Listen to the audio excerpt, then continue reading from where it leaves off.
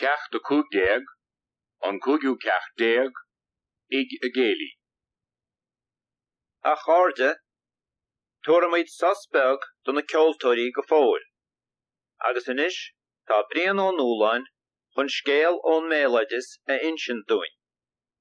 Uai brian dúis leis a scéal seo scail im líana. Taras an aireachtas an dúis a fuairse. Chwaith taig na cuaiche réanach lá.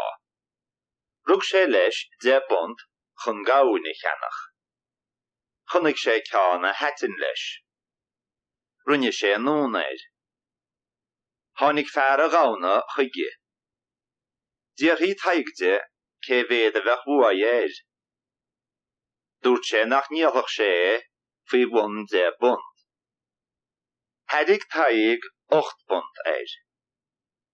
Chasia tamil fada maragáil le chéile.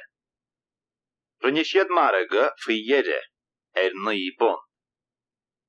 Dimi taig an sin agus di sé dhínéir. Fuair sé aister agus chuideir an gáune agus gab sé an bóthar a bhaile.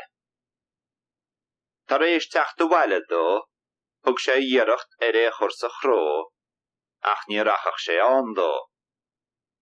Bhí sé rá dhíganta. Ghlí sé a madra chun brehéir ach ní bhéarthach. Ghlí sé a mata chun an madra bhuala ach ní bhuailthach. Ghlí sé a tine chun an bata ró ach ní róthach. Ghlí sé an isce chun an tine bhuacha ach ní bhuachach. Ghlí sé a mó chun an tuisce ól ach ní ólthach. Ghlí sé a múisteir chun an bhó warú ach ní waróch. Ghlí sé a téad chun an búisteir a chrocha ach ní chrochach. Ghlí sé a bhrancach chun an téad a chdeme ach ní chdemthach. Ghlí sé a gat chun an francach a warú.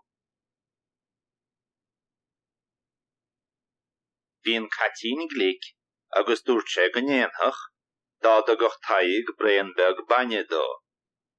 Thug taig an banne dó agus an sin, warí an cat an francach, chrem an francach an téad, chroch an téad an búisteir, warí an búisteir an bhó, dól an bhó an tuisce, bhuach an tuisce an tine, rói an tine an bata, bhuail an bata an madra. Rug an madra an gáin agus chuir taig isteach sa chróe gan dua. Sin agah mu scéalanis agus má tá bré gan bích ach ní mise chum ná cheapa.